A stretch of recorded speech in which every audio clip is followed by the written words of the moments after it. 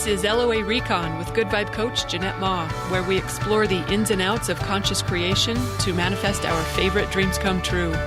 Let's have some fun together.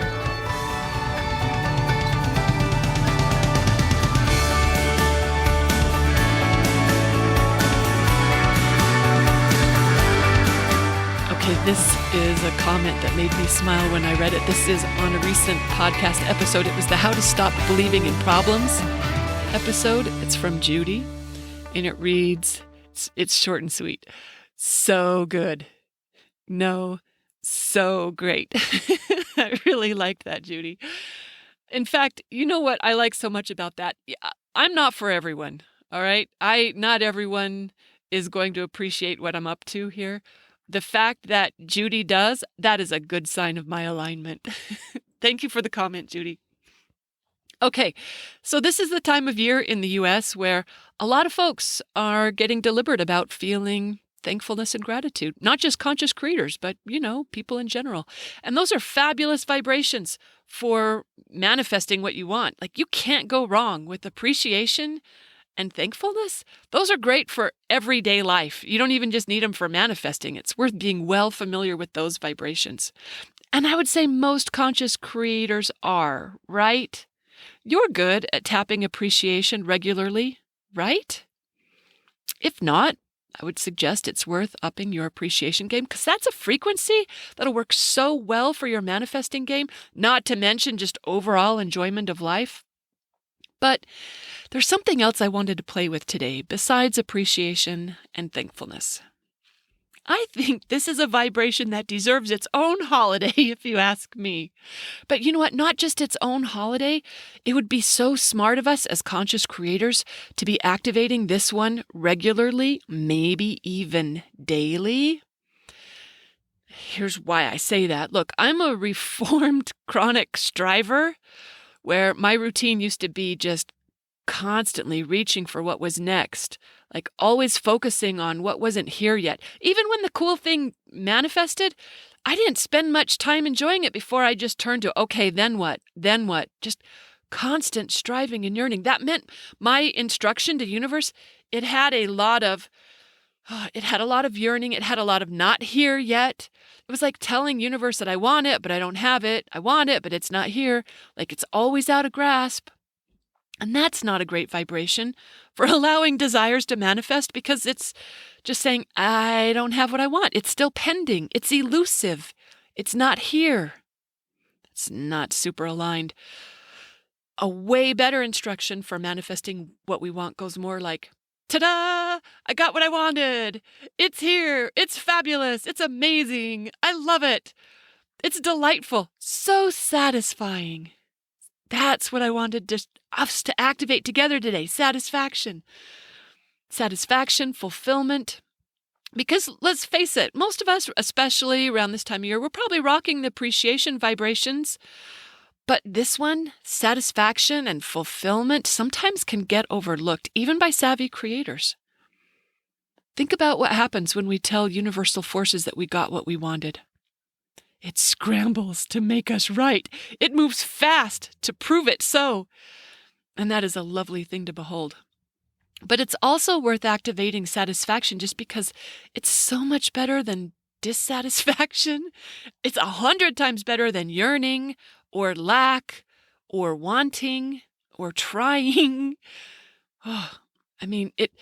Satisfaction, it feels like completion. It feels like perfection. It feels like fulfillment.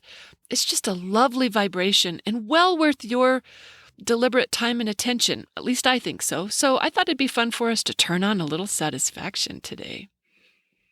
And you're no stranger to that vibration, right? You know that feeling. It's like the feeling of the perfect ending to a really good movie that you were watching. Like when the hero wins against all odds, or when we weren't expecting it to work out, and it does. It's so satisfying. Or sometimes it's when, sometimes it could be when the bad guy makes an uncharacteristic choice to help, right? Isn't that satisfying when they do the right thing? or what we think is the right thing, or sometimes it's satisfying when the bad guy gets what was coming to them. I admit I've cheered for the hero to just shoot them. I got that Scorpio moon that sometimes finds some of that stuff really satisfying, and I know I'm not alone. And you know what? In real life, it's not just in the movies, isn't it? Sometimes really satisfying when someone gets indicted. I'll admit that's occasionally that's why I read the news, just for the satisfaction factor. Some people read the news and feel fear. Oh, I read selectively for satisfaction. Oh.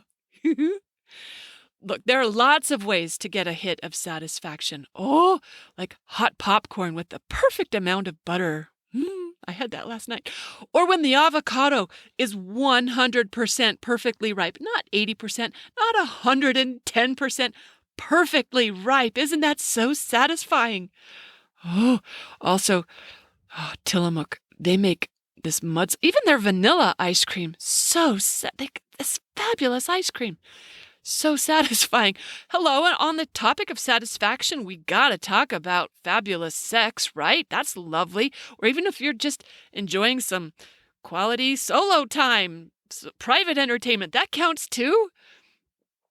The point being, it doesn't matter what's giving us all this satisfaction, whether we're imagining it, or watching it, or experiencing it, or tasting it, or reading it. Oh my gosh, God bless all the authors who give us such satisfying stories. Or sometimes we're hearing it, like cat purrs or puppy snores. I just posted a video of Olive snoring on my Facebook page the other day. Or when the horses, I think it's called a nicker, when they know you're coming with a treat. Oh, or even just their regular food. Oh, it's so fun to hear that. It's satisfying for me when I find that the new plant that I started, I put it in water. It's got roots coming. Oh, that's so satisfying. Or when the new leaves unfold. For those of us who are nature lovers, that is so, so satisfying. Or the clean sheets, especially at the end of a day when it feels so good to get in bed. So satisfying to be in a clean bed. Maybe you got to have a bunch of cats and dogs to appreciate that as much as I do. That's definitely on my satisfaction list.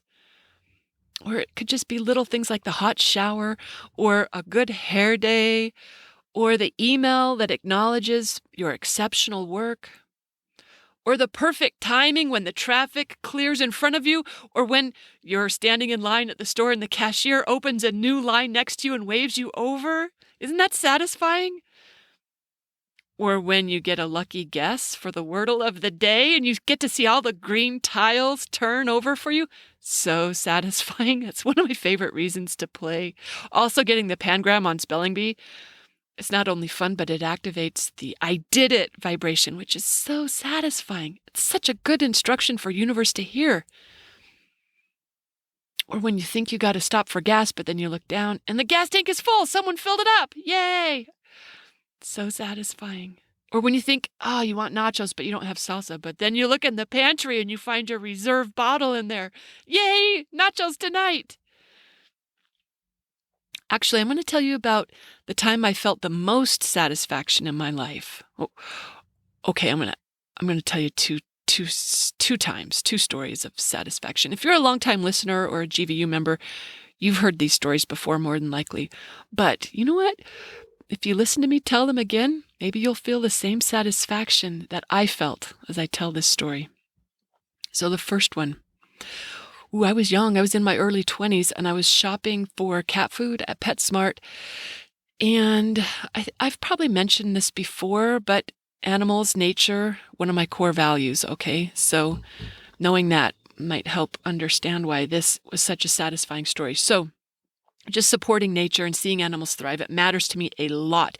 And if you don't know what your core values are, because sometimes this is a great way to get a hit of satisfaction when you live a core value, I've got a free ebook, identifycorevalues.com. I think that's the URL where you can go download it if you don't already know what your core values are. Okay, so anyway, I'm at the store, I'm buying cat food, and there's a table with a rescue group. They got some literature there, and they got a bowl for donations. And I dropped some money in their bowl. And you know what? It wasn't that satisfying. It wasn't. I wanted to help. But anyway, it wasn't super satisfying. The next time I was at the store, I gave them money again, but this time I gave them more. And you know what? It still wasn't that satisfying. So I was standing there long enough to notice they had a sign-up sheet on the table. And I asked, "What's this?" And the girl says, "It's you can volunteer to help us if you want to." And I said, "To do what?" I asked, and she said, "Scoop litters, walk dogs, just help out at adoption events." And I was like, "Oh, really? Well, sign me." I signed myself up. But then no one called. No one reached out. So the next time I was at the store and they were at the desk again, I said, "Hey, I signed up and no one called me." And you know what? They remedied that. Someone called me. They asked, "When do you want to?" I said, "How about Saturday?" And they said, "Come on down." And they let me. And I scooped litters and I took dogs on potty walks. And it was the most satisfying thing I'd ever done in my entire life. I'm not exaggerating. I know it sounds like I'm exaggerating, but I had never felt such fulfillment. It felt so good. You know what? I loved it so much that I came back the next day. And I did it every weekend after that. I came every Saturday and every Sunday. I loved it so much, just scooping litter boxes. It was so satisfying to be helping in a way that it felt so much better than just dropping money in the bowl. And they said, "Jeanette, you know what? Maybe don't come every Saturday, every Sunday." They said, "Just one day or just every other weekend, you're going to burn out." I said, "Oh no, I'm not burning out. It's the opposite." And they let me keep coming. And I did for a very long time. I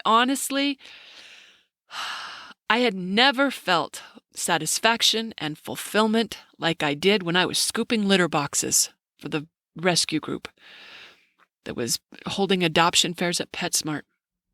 And you know what? Then eventually they had me start screening applications for adoption, and that was not satisfying.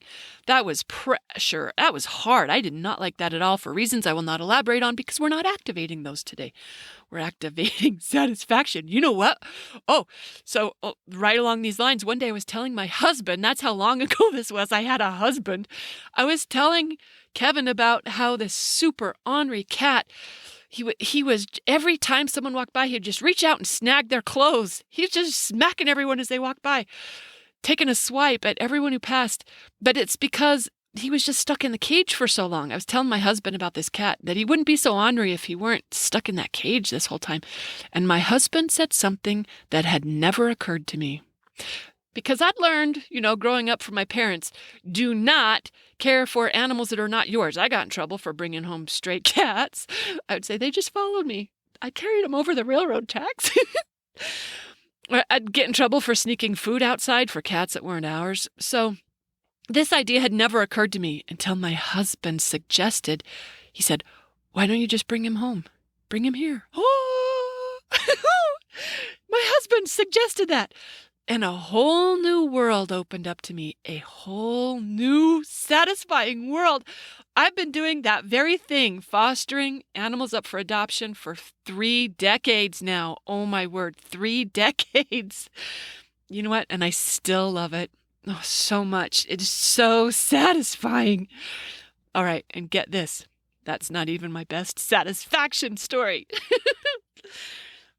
And look, I'm not telling that one to try to present myself like some sort of saint devoted to the animals or anything. I tell you because that's where I got a lot of satisfaction. I'll tell you where I got more satisfaction.